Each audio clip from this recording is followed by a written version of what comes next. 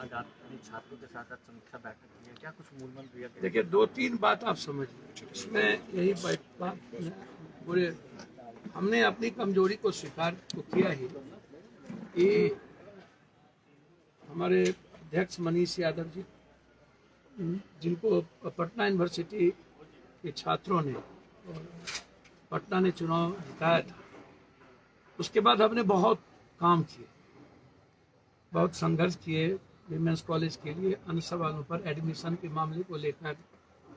और जब भी पटना में बाढ़ और कोरोना आई, हमारे छात्रों ने हमारा सबसे ज़्यादा साथ दिया। जब भी कोई आंदोलन हुई, यूपीएससी का, बीपीएससी का, छात्र हमेशा लड़ते, हम उसको सही तरीके से पहुंचा दें। हमारा जो लीडरशिप था, शुरू में हम गौतम आनंद चुनाव लड़े, फिर हमारे उस वक्त चांद बने, फिर हम चुनाव लड़े, फिर हम उस वक्त भी दो पैनल पर थे, पहली बार भी पैनल पे थे, तीसरे बार हम पैनल पर थे, अध्यक्ष हम चुनाव जीते, चौथे बार कहाँ कमी रह गई।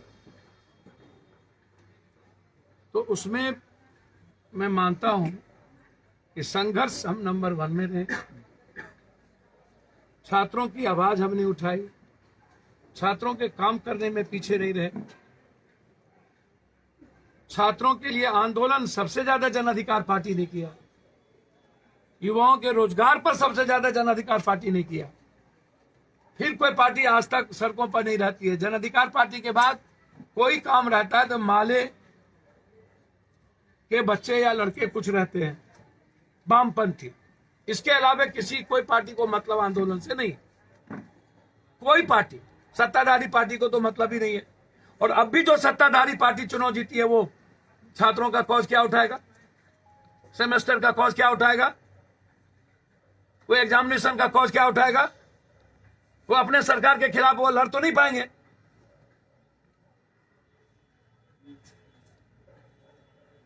सेंट्रल यूनिवर्सिटी तो इसको तब भी बन जाना चाहिए जब यूपीए की सरकार थी। सच में यूपीए की सरकार में हम सेंट्रल यूनिवर्सिटी क्यों नहीं बना पाए? जब नीतीश जी अटल जी के साथ थे, तब भी सेंट्रल स्कूल यूनिवर्सिटी बन जाना चाहिए था। सेंट्रल यूनिवर्सिटी पटना बनेगा ही पप्पू यादव से, एक यूनिवर्सिटी नहीं बनेगी। जिस दिन हम आएंगे सरकार में, सबसे पहला निर्णय होगा मेरा, पटना यूनिवर्सिटी को सेंट्रल यूनिवर्सिटी बनाकर भारत का नंबर 1 बनाना। और हम 2 यूनिवर्सिटी बनाएंगे बिहार में, सेंट्रल यूनिवर्सिटी। आपको मैं बता दूं, ये लोग नहीं कर पाए सत्ता में रह के, लंबे समय तक बीपी सिंह से लेकर सत्ता में रहे। सिर्फ भाजपा को गाली देने से नहीं होगा।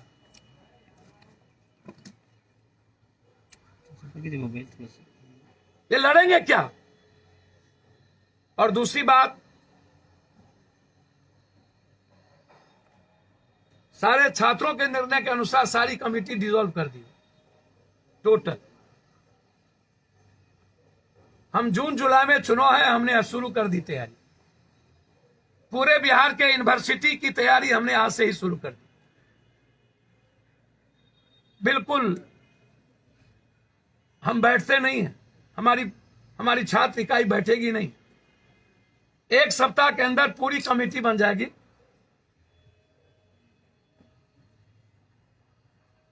नैतिकता का बेमिसाल हमारे प्रदेश अध्यक्ष ने कायम किया, उन्होंने इस्तीफा दिया। लेकिन ये चुनाव जदयू के विचारों की चुनाव नहीं है। इस चुनाव में विमेंस कॉलेज की प्रिंसिपल चुनाव के समय सीएम हाउस क्यों गए, डिप्टी सीएम हाउस क्यों गए?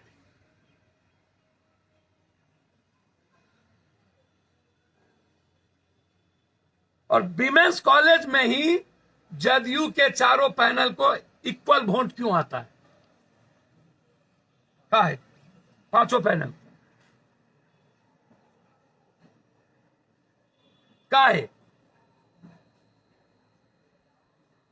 इस चुनाव में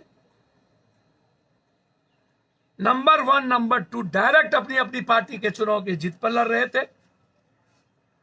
हमारा संगठन कंप्लीट छात्र इकाई चुनाव लड़ रही थी। हमने कहीं एक बार भी 20-20 एमएलए लगाए गए थे आरजेडी की तरफ से, जदयू की तरफ से पूरे ललन बाबू का नेतृत्व और उमेश जी देख रहे थे, और हमारा सिर्फ छात्र लीडरशिप और हमारे प्रभारी।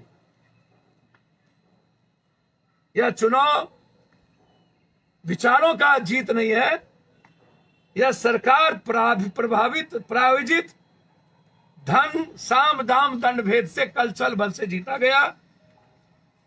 हम इसको स्वीकार करते हैं कि हम हारे हैं। हम फिर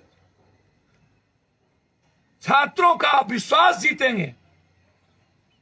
छात्रों के परिवार और सबके साथ हमारा व्यक्तिगत और पारिवारिक रिश्ता है। हम उस विश्वास के साथ पटना यूनिवर्सिटी के विचार और गौरव को वापस करें।